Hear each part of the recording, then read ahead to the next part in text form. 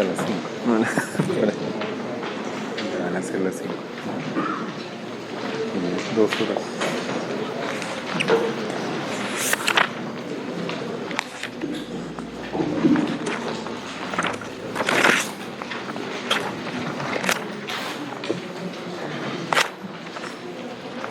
Okay, well, we've been talking a lot about waves of different types. We've mentioned P waves and S waves and Rayleigh waves, and now we're going to get into a little bit of detail about those because it's the propagation of waves that causes the ground response that Mr. Bray was talking about, and we're going to talk about more now.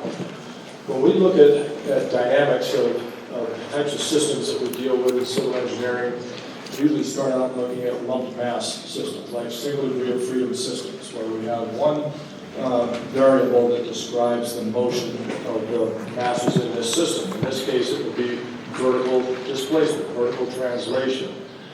Here's another single mass system that has 2 degrees of freedom. If both of these springs are compressing together, then it's going to move up and down, but if one's compressing and the other is extending, there'll be a rotational degree of freedom. Here we have 3 masses that each can move independently, so it's a 3 degree of freedom system. But sometimes we have systems whose mass is distributed, like this cantilever beam or a soil deposit. And in these cases, there's really an infinite number of degrees of freedom. And when we have cases like this that are continuous, we solve them best by wave propagation techniques. And so that's what we're going to be talking about. We're going to start with the simplest possible system of a pulse of stress that's traveling down an infinitely long elastic rod. We're going to assume that this rod is constrained here by these rollers, so it can't expand or contract. This cross-sectional area is going to stay the same. And we'll look at a single element of this rod that has some length dx, and we'll look at the forces on the left side and the right side of this element. So we have a stress sigma x acting on the left side. The stress on the right side will be sigma x plus whatever change in stress there is. And that change is just the rate of change multiplied by the length of the element over which that rate applies. Well, if we multiply both of those by the area, we have forces. And if we take the difference between the forces, that is the unbalanced force acting on the ends of that element, for dynamic equilibrium, that has to be resisted by an inertial force that's going to be equal to the mass of the element times its acceleration. So the mass is equal to the volume, which is the area times its length, multiplied by the density, and we multiply that by the acceleration. So we can subtract out some common terms here, and we end up with an equilibrium equation that looks like this. It's got stresses on the left side and displacements on the right side. So we can't solve it directly. What we're going to do is use a stress-strain relationship to convert the stresses to strains, and we'll use a strain-displacement relationship to convert the strains to displacements. And so we simply assume that it's a linear elastic material, and it's going to have a constrained modulus m, since we aren't allowing its area to change. And we'll just use our definition of axial strain, the rate of change of displacement with respect to position.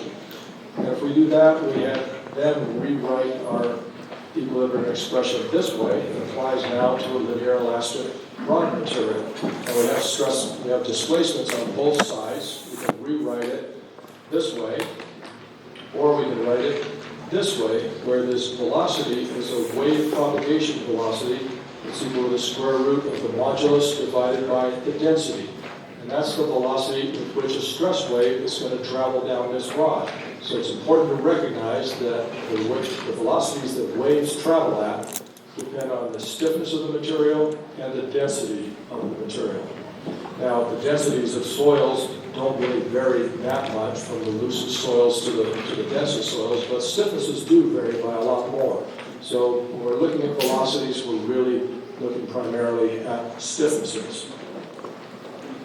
So in this form, we have a one-dimensional wave equation. It's a partial differential equation because that displacement depends on the position x and the time t.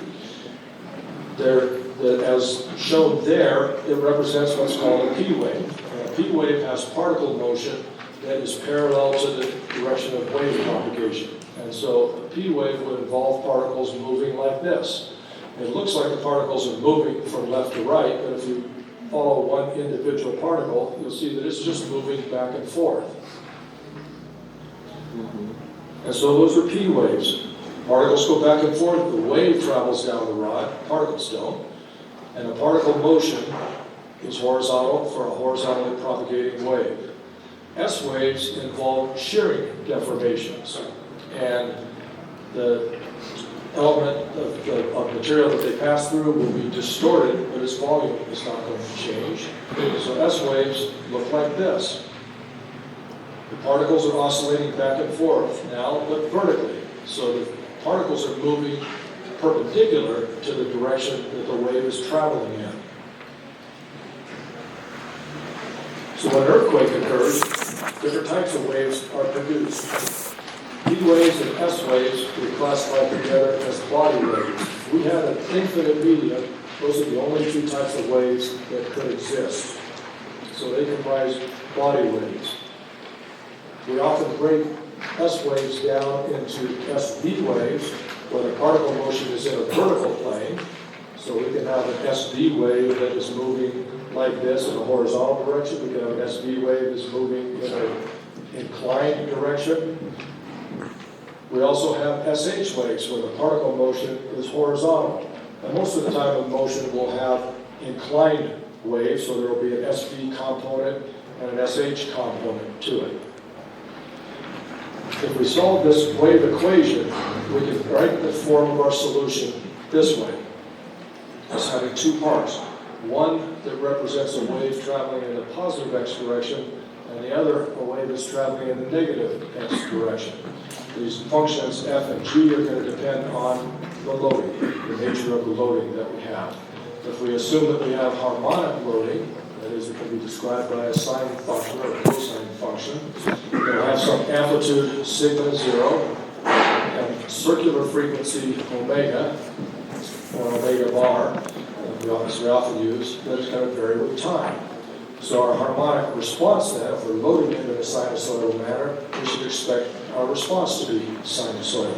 And so we'll have a component that's traveling in the plus x direction, it'll have an amplitude A, and a component traveling in a negative x direction, it'll have a amplitude B. And if we introduce the definition of a wave number as the ratio of the circular frequency to the wave propagation velocity, we can write this solution in a more compact form using omega t minus kx and omega t plus kx. But this is showing us, by virtue of being in the cosine here, that we're harmonic with respect to time and we're harmonic with respect to position.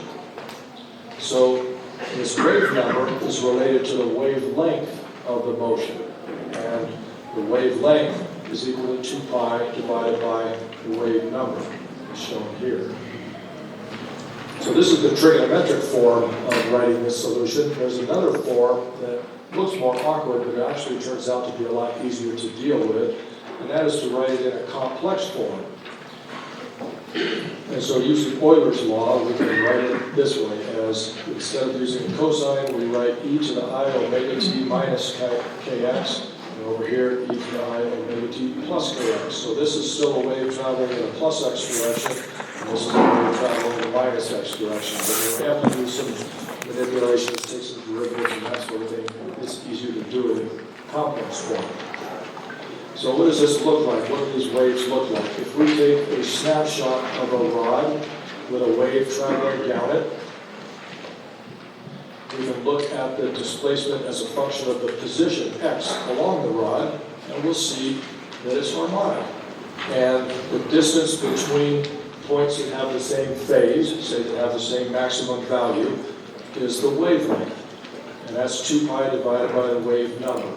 So we can see now that at a particular point in time, our displacements are harmonic in space.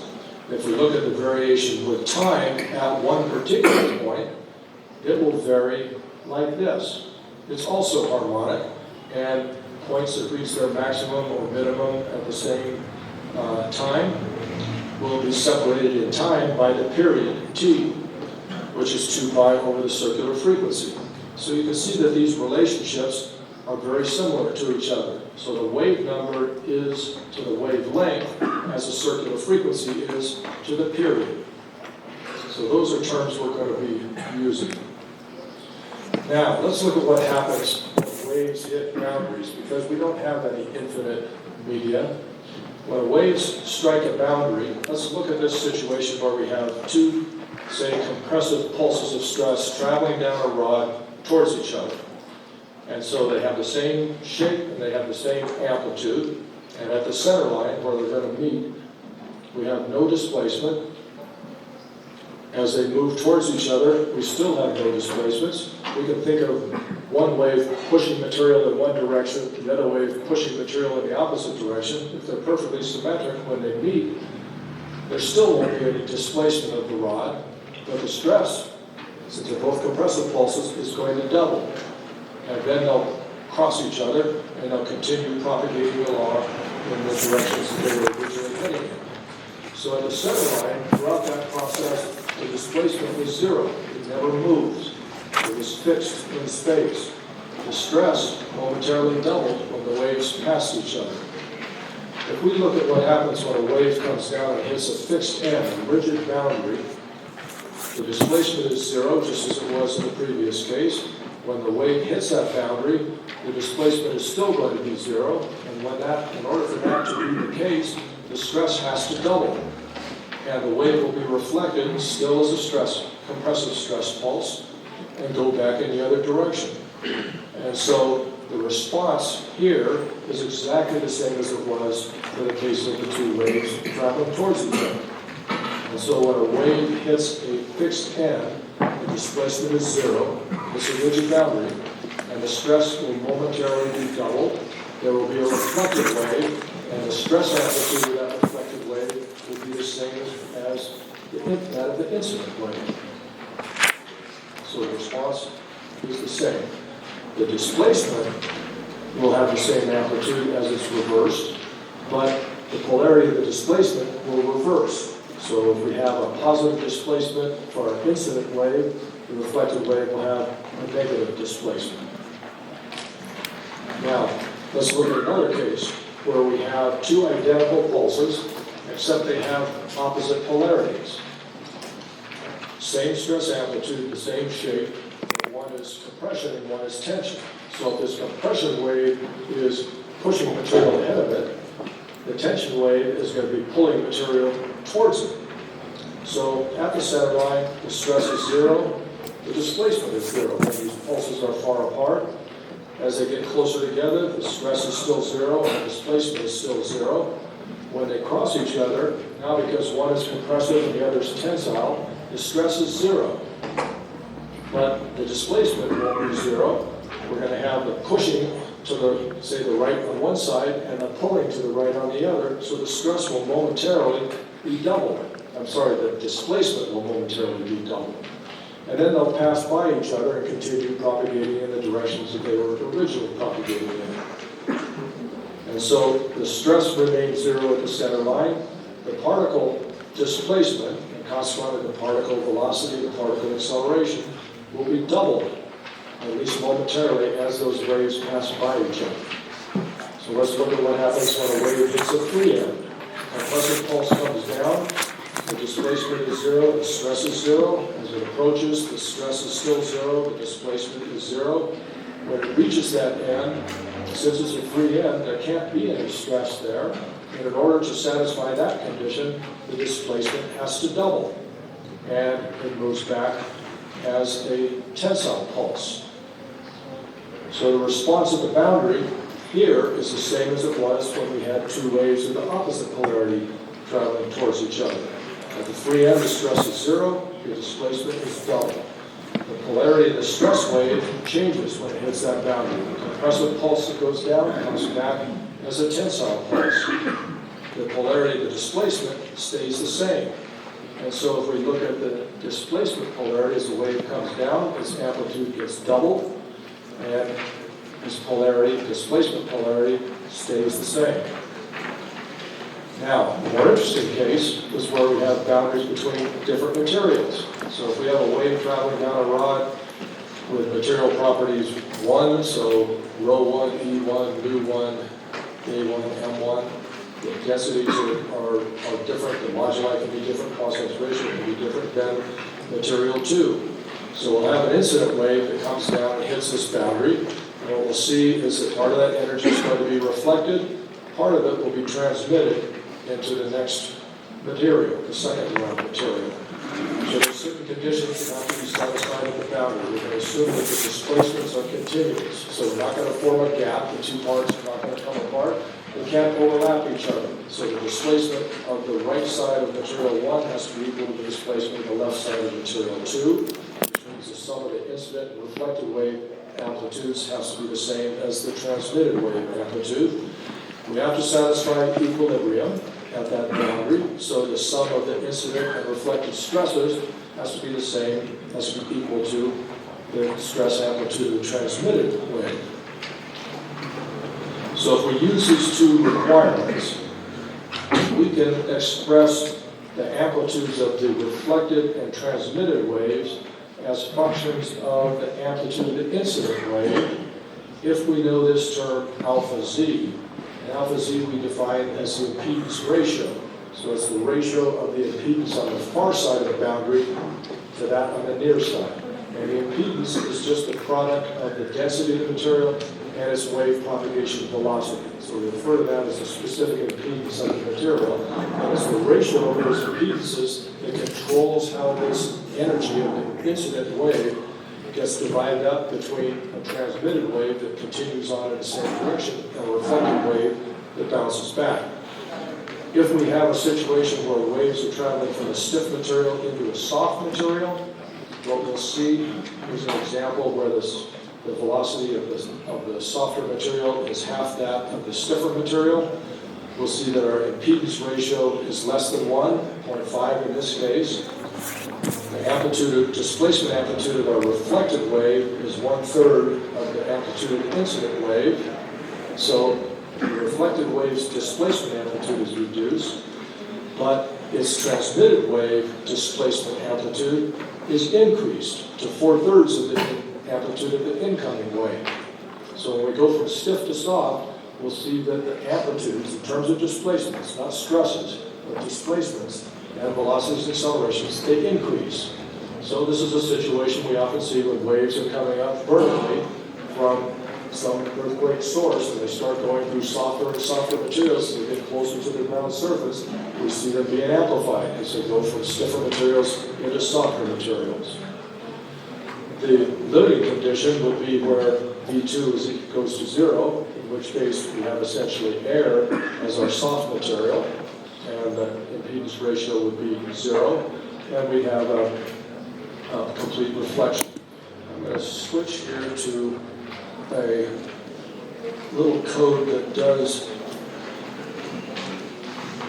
animations here, and this is called Dr. Layer. You have this in the package of materials that you've been given. What I'm going to do is show what happens when a single pulse is applied to a two-layer system. And we'll see this pulse coming up, and it will reach the boundary between the stiffer material, which is green, and the softer material, which is purple.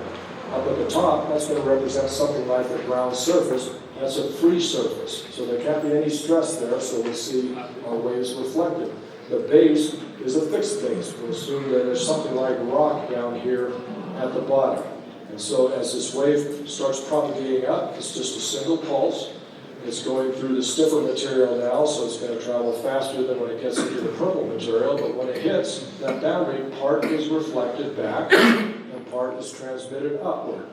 And these continue until they hit the base. When the green one hits the bottom, it gets reflected back. When the one in the purple material hits the top, it's going slowly, it's going to be reflected back. Then we have waves that interfere with each other, upward and downward traveling waves, and they're going to interfere sometimes constructively so that the amplitudes are increased, sometimes destructively so that the amplitudes are decreased. But it doesn't take very many reflections before our wave motions become pretty complicated.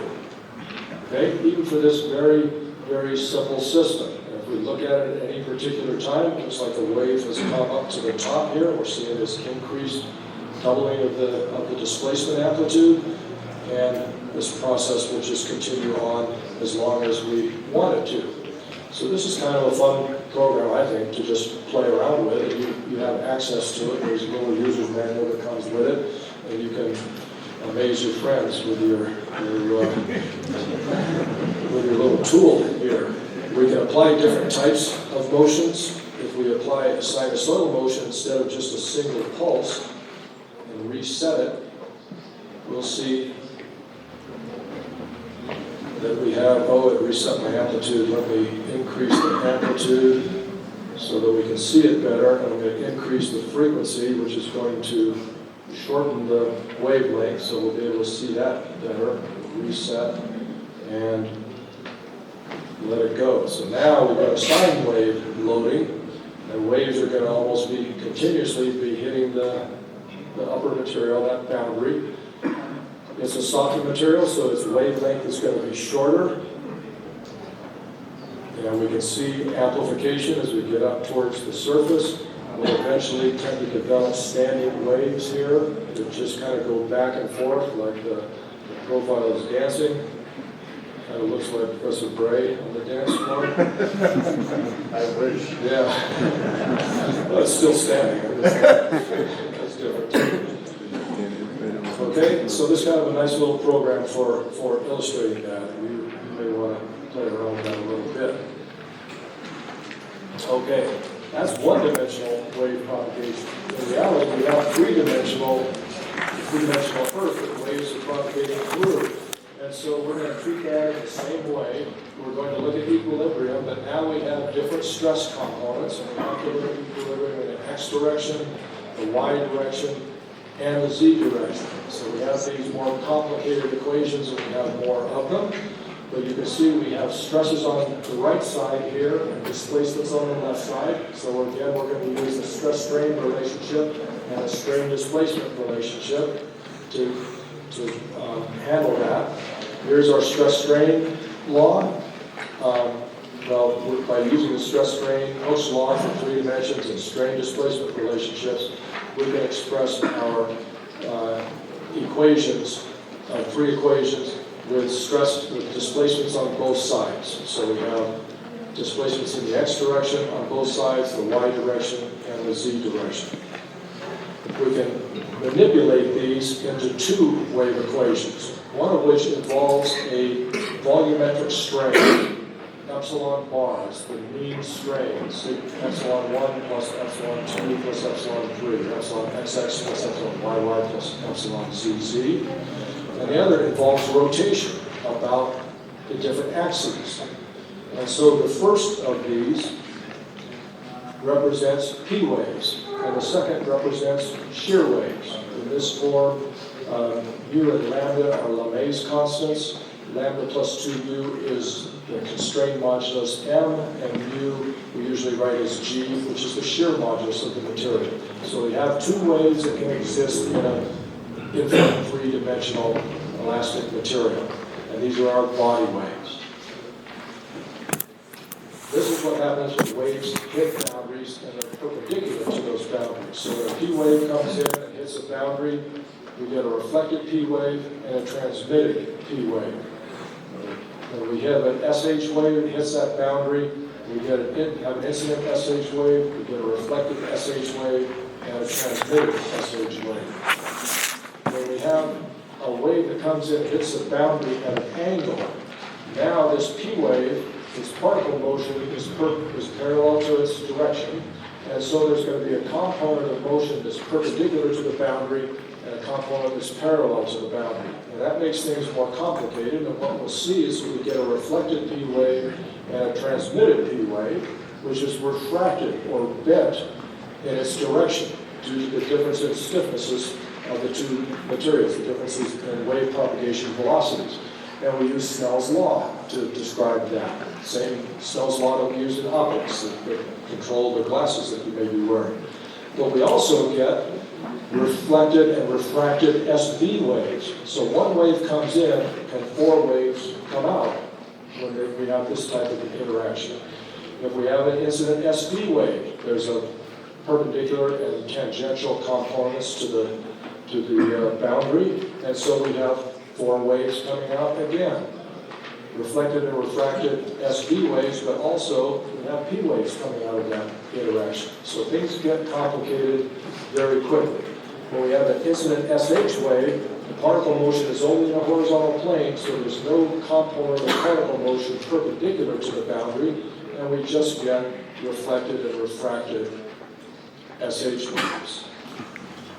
But we can see that when we go from a stiffer to a softer material, the refraction makes the refracted wave that passes through is more perpendicular to the boundary. And so if we have a stack of soil layers whose velocity decreases, stiffness decreases, we get closer to the surface, as a wave comes up, it's going to get refracted to a more and more vertical position.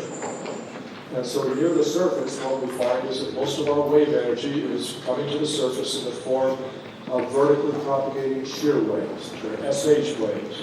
And we take advantage of that in a lot of the analyses that we do. Now, the Earth is an infinite body, but we idealize it as a semi-infinite body in many cases. It has a free surface. When an incident wave comes up and hits that free surface, there is no stress at the free surface, and so we'll have reflected components, but we can also get the generation of surface waves that travel near the surface. So we have an incident wave coming into our elastic half space, and we can't have any stresses. And if a P or SB wave hits that boundary, it's going to interact with the boundary and form a different type of wave. The important one, the most important one, is a Rayleigh wave, which is shown in the upper part of the diagram here. The Rayleigh wave will have a certain wavelength. The particles here will move both vertically and horizontally. I'll show an animation that illustrates it better. The particle motion will be elliptical. I showed this before, and it somehow got magnified before also.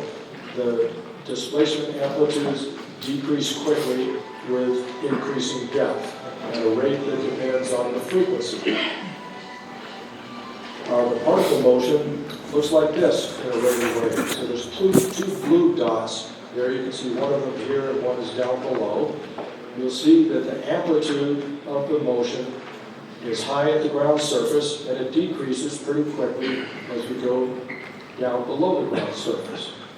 You can see that the particle motion of the upper blue dot is elliptical, and it's going in a counterclockwise direction as we look at it, and the wave is traveling to the right. We call that a retrograde elliptical motion.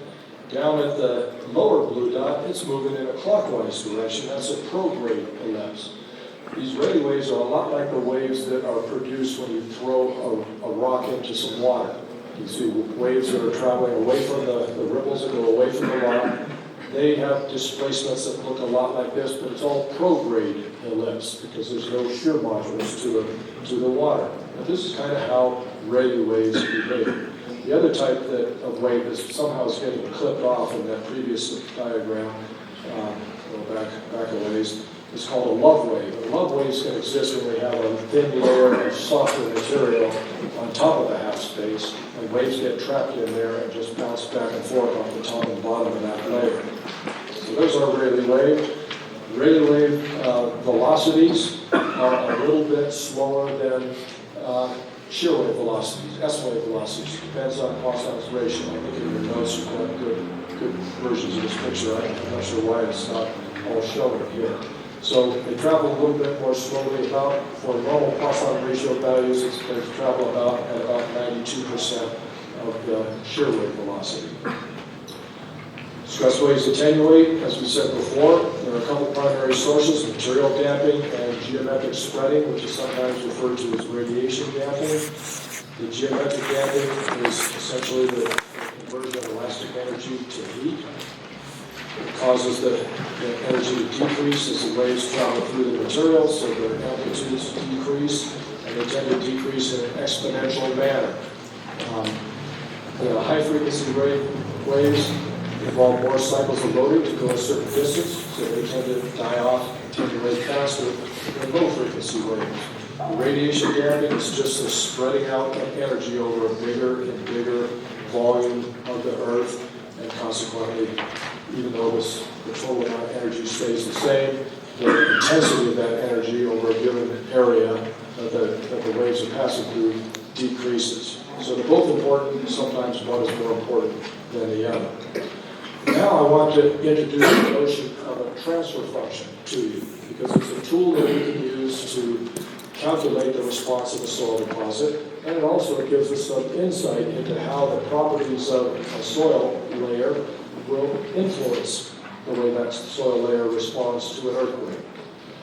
So a transfer function we can think of as a filter that acts upon some input signal or input motion to produce an output motion. It's going to change the amplitudes of different frequencies differently, and it's also going to change the phase angles differently, but we're going to worry mostly about that way it affects the amplitude. So let's look at a simple case where we have a linear elastic material of some thickness h sitting on top of a rigid base. So we have a fixed boundary at the bottom, and we have a free boundary up here at the top. We're going to say that the base is moving horizontally, so we'll worry about a horizontal displacement u that's going to vary with depth z. And so we'll have waves that go up in the negative z direction and down in the positive z direction.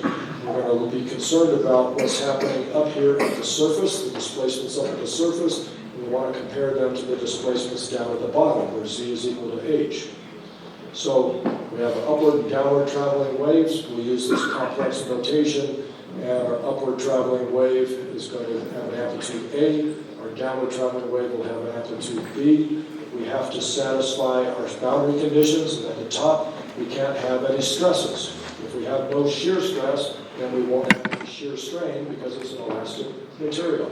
And we can show that that means that the amplitude of the upward traveling wave and the downward traveling waves are the same. They have to be the same to cancel out the stresses at the surface. So we can then write our expression for the displacement as a function of depth and time as 2a times the cosine of kz, where k is the wave number, multiplied by e to the I omega t. And this just represents a sine wave in time. So we see a doubling of the amplitude at the surface. That's where that 2 comes from. If we look at the ratio of these two, as a transfer function, it relates the amplitude of the input to the output. We can write it this way, as the ratio of the displacement at the top, z equals 0, to the bottom of our soil layer, where z equals h. And that is going to be equal to 1 over cosine kh. And we can use a little trick to account for damping. If we want to add damping to this layer, we know that damping always exists, we can use a complex wave number, which is omega divided by a complex shear wave velocity. By making it complex, we'll add a term, an imaginary term, to the real term, and that will represent the damping characteristics, because it introduces a phase change, and that phase change is one of the effects of damping. So our amplification factor then is the amplitude of this transfer function, and we can show that that's equal to 1 over this stuff. And there's a term that's related to cosine squared. This is basically cosine squared kh. And there's an extra term here that depends on the damping ratio. So if the damping ratio is 0, our undamped response, this part goes away, and we just have 1 over the square root of cosine squared kh, which is just 1 over cosine kh. If we look at the zero damping case, that amplification function would look like this. At each of a series of frequencies, where the frequency is pi over, where kh is equal to pi over 2, and pi plus pi over 2, 2 pi plus pi over 2, and so on, we'll see that our amplification goes to infinity. So our amplification is very sensitive to the frequency that's being applied, the frequency of the motion that's being applied here. And at all of these frequencies, and there's an infinite number of these frequencies, resonance will occur. will have infinite amplification. Now, it takes a long time to get there, but nevertheless, that's what we can show mathematically. In reality, there's no such thing as zero damping. We have perpetual motion. If there was, there's going to be some damping that exists. And so that damping ratio term is not going to be zero, and we're going to see a difference in our response. We should note here, though, that the lowest frequency is going to be the important one, the most important, particularly when we add damping. So this is our fundamental frequency, or its reciprocal is our characteristic site period. And we can show by means of this simple analysis that characteristic site period is 4 times the thickness divided by the shear wave velocity, or 4h over v sub s, as Professor Bray had mentioned earlier. This is where that comes from. That quantity, h over v sub s, is the amount of time it would take a shear wave to travel that distance h. And so we could look at this characteristic site period as being 4 times the shear wave travel time through that layer. Just a different way of looking at it. If we have 1% damping, what we'll see is that that's going to decrease the amplitude. It's going to decrease the degree of amplification, particularly at high frequencies, because if we're at high frequencies, we have a short wavelength and there's a lot of back and forth motion that's going to dissipate energy in order to go from the bottom to the top. With a longer wavelength and a lower frequency, we might only have a small number of cycles, and so it's not as strongly affected. Still see a sensitivity to the frequency, but it's not as strong. If we go to 2% damping, we see these peaks drop down even more. 5% damping, they drop down even more. We still see a lot of frequency dependence, and we see it particularly at this fundamental frequency, our periods close to the characteristic site period. We're getting amplification of a factor of 12 or so. At 10% damping, it's dropped off. At 20% damping, it's dropped off a lot more. We get amplification of about 3, a factor of 3 at the fundamental frequency of the characteristic site period. And out here at very high frequencies, we're getting de-amplification. Amplification factors less than 1. These are very high frequencies, and our system, because of its mass, can't respond quickly enough to it to have any significant motion. Okay, so the maximum level of amplification is a lot lower. If we put them all together, they look like this. We'll see amplification at low frequencies or longer periods, and de-amplification when we get significant damping at higher frequencies. The transfer functions are going to be different for each of these cases. If we have a series of different wave propagation velocities or stiffnesses, we'll see differences in the transfer functions. They'll shift. So stiffer and thinner soil deposits will have transfer functions that emphasize and amplify higher frequencies, and softer deposits will amplify lower frequencies. I'm going to show another example here, another illustration of a program that I had usually done in MATLAB, but has been converted over to a different system. So we've got, is this displaying properly? That looks pretty good. We've got 5 plots here. At the bottom is an input motion. It's a seismic, it's a record of an actual earthquake, and I forget now which one it is. You can see here how that amplitude changes with time. It builds up, reaches its maximum in about 4 seconds, and then it decreases. The next plot up is a Fourier spectrum, a Fourier amplitude spectrum of this motion. A Fourier series is a series of sine waves that, when added together, give us a signal that looked like this. These sine waves all have different amplitudes, they have different frequencies, and they have different phase angles. What we're seeing here is how the amplitude changes as a function of frequency. So now we're seeing, instead of how the amplitude changes versus time down here, we're seeing how the amplitude changes versus frequency. And we can see that the strongest part of this motion is in the 2 to 3 hertz range. It's weaker at lower frequencies, and it's weaker out at high frequencies. Now the middle one represents our transfer function, and this applies to the case that we just looked at. It's a material that is 100 meters thick. It has a 500 meter per second shear wave velocity and a 10% damping ratio. And this is the transfer function that we would calculate. 10% damping ratio, we saw that the high frequencies had dropped off quite a bit. I can make that damping ratio lower here. And if I make it lower, we're seeing greater degrees of amplification. I'm going to bring it back down to, back up to 10%. And then we'll see there's a complete transfer function. Now, in the transfer function approach, what we do is to compute the Fourier spectrum of our surface motion by multiplying our input motion, which is the bedrock motion, by the transfer function to get our output, which is the surface. So this second curve here is the product of the third one and the fourth one. And you can see that here in this 1.25 hertz range, we've amplified this motion.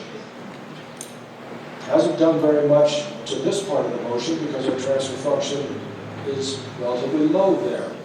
Hasn't done much out here because our transfer function is low again. But if we then invert our Fourier transform, we can convert it back to the time domain. And this is what the ground surface motion would look like. So if we were doing a conventional time domain analysis, we'd have to do calculus. We'd have to integrate the response over time. In a frequency domain, we're going to do a little work to transform from the time domain to the frequency domain, which is going from the bottom to the next one. But then solving the problem is one of multiplication. We just multiply these two plots, these two values together to get this value. Then we have to transform it back to the time domain. But there are algorithms that do that and do it very efficiently. In MATLAB, it's one line of code to go in each direction. So it's really pretty straightforward and simple to do. Now, where this is valuable, I think, is in allowing us to see how this transfer function interacts with the input motion to produce an output motion. I could make this profile stiffer. I could increase it now from 500 to 501 meters per second. It's pretty good. Not much difference. But if I hold this down, there's a slider that is not displaying here, so I can't change it very quickly, unfortunately. And as I do this, I'm not seeing anything happening here, are we? Let's try changing the thickness. I'll try making it thinner. And to make it thinner, you should see the transfer function moving. And when I've got it to about 53 meters, now the strongest part of my transfer function, which is where I'm going to be amplifying the motions the most, coincides with the strongest part of my input motion. And look at my surface motion. It's much, much stronger. You can see this has gone off scale, but it may come up and do something like this in here. And I have a lot of strength of the motion in this 2 to 3 hertz range. And it's much weaker at lower frequencies, and it's much weaker at higher frequencies. And I get almost a sinusoidal motion here. The frequency band, the bandwidth of this surface motion is very narrow. If I continue to make this thinner, my transfer function will continue moving across. And look, the motion at the surface is getting weaker because now I'm amplifying the weaker parts of the input motion. So this part of my surface motion is coming down, this part's going up, but it's getting weaker and weaker. And if I continue to make it thinner and thinner, eventually I'll push this way off to the side. And if I have a very thin layer, now what am I, 6 meters thick, with a shear wave velocity of 558, my transfer function is equal to 1 over almost all of this portion, not until I get way out here that I'm starting to amplify the motion, but I'm amplifying something that's very weak in my input motion. Okay, so this program is available to you also, and you can play around with this a little bit. And if you're not projecting on a screen, you would see some sliders down below, and you can very easily move things quickly back and forth and see how your transfer function interacts with your input motion to produce an output motion. If I raise my damping ratio, I get even flatter.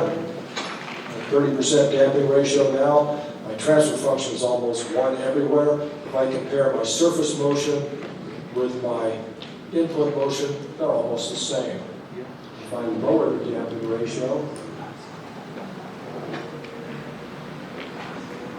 then that peak amplification will increase. Now I have no damping, so we probably have numerical issues there. At 1% damping, it looks like this.